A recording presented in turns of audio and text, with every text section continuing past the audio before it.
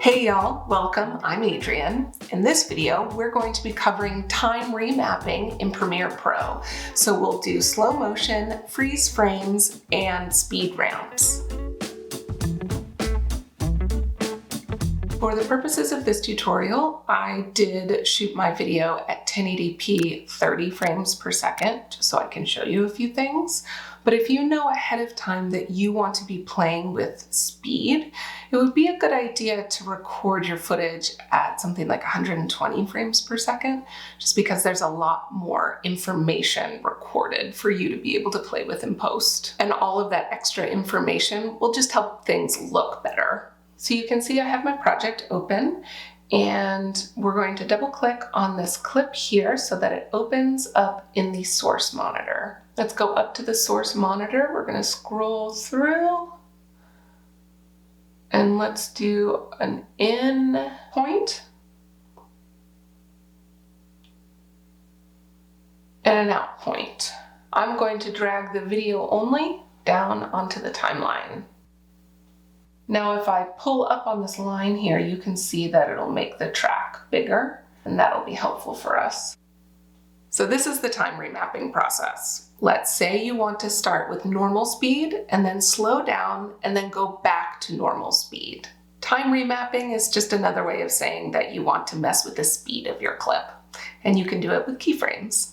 So I've dragged my clip here onto the timeline, and I want to be able to see where my keyframes are going to go here on the clip. If we go over here to the wrench and click Show Video Keyframes, you'll see this nice line appears. That's going to be really helpful for what we're doing today. Next, we're going to want to right-click all the way down to Show Clip Keyframes, Time Remapping, and Speed.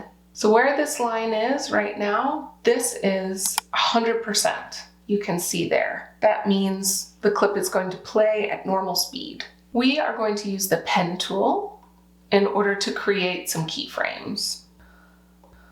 Let's say we want it to be normal speed as I run in, and then just before I jump onto the stomp rocket, I put a keyframe.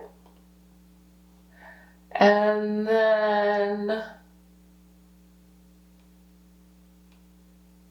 just as the rocket disappears, there's another keyframe. Now we'll go get the selection tool. We'll go back to the sequence, and we're going to take this line and we're going to lower it.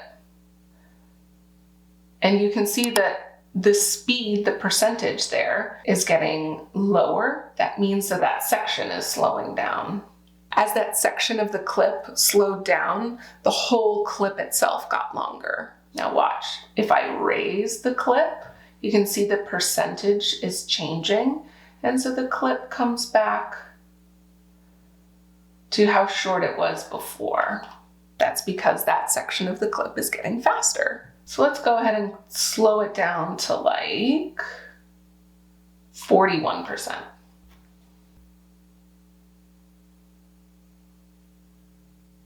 That looked pretty cool, but we definitely want the motion to be more smooth going from the normal speed to the slow speed. So let's make a speed ramp.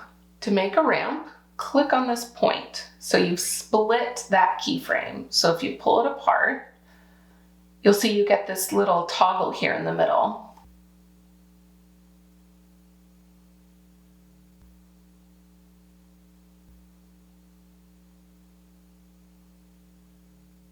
Now when you play it back, the speed change is more gradual.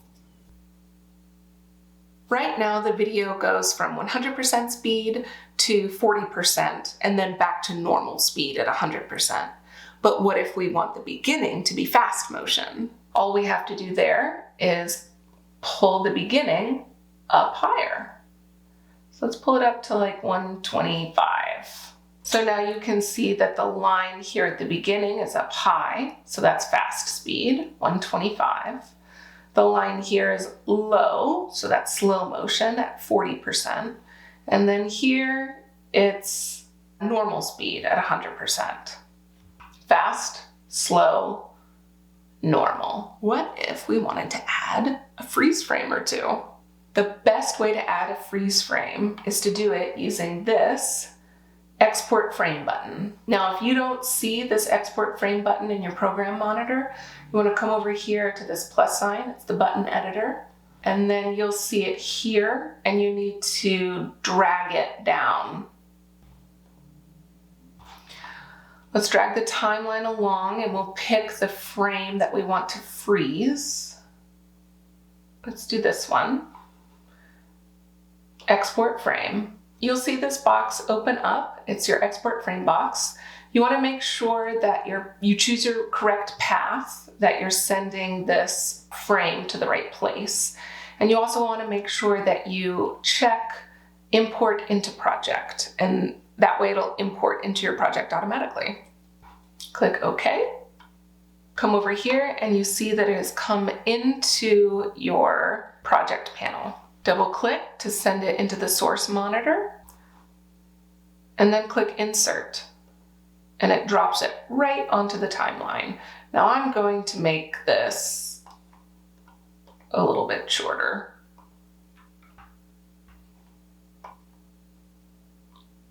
Let's make it 10 frames. And then we'll do one more.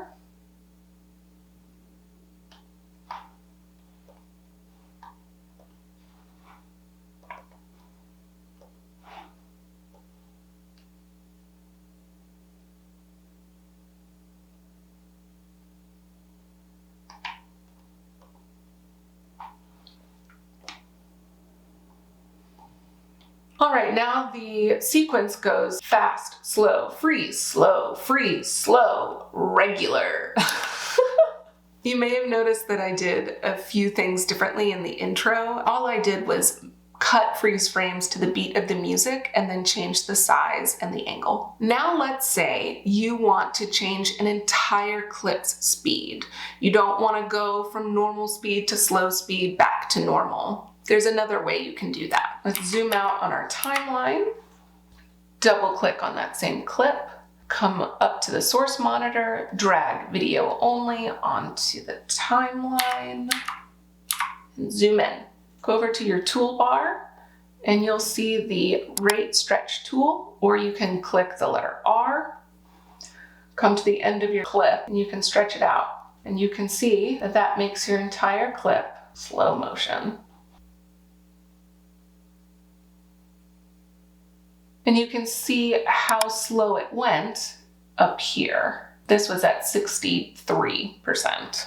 If you go to the end of the clip and you move it to the left, you'll see you increased the speed to 107%. Everything's a little bit fast now. Now there's one more way that you can do this. Right click all the way down to speed and duration. Here you can see you can actually type in the exact percent that you're looking for. So let's make it 40% again. You can reverse the speed if you want to make me go backwards. Now this drop-down menu, if you record your footage at 120 frames per second, you're not really going to need to worry about this, because I recorded at 30 frames per second to be able to show this to you. It's something we can take a look at now. At 30 frames per second, we have less information in post to make slow motion look really as good as it possibly can. And so we could decide to select frame blending, and that does exactly what it says. It blends frames together. Or you can select optical flow, and that is going to predict information that isn't there in between frames and then generate that information for you in an effort to try to make the motion look even more smooth. So let's select that. Just so you know, you'll definitely have to render if you do one of these. So I just rendered. And now you can see my footage is going in reverse at 40% speed. And that's it for me. Leave a comment below if you found any of this helpful. Give this video a thumbs up, and I'll see you in the next one.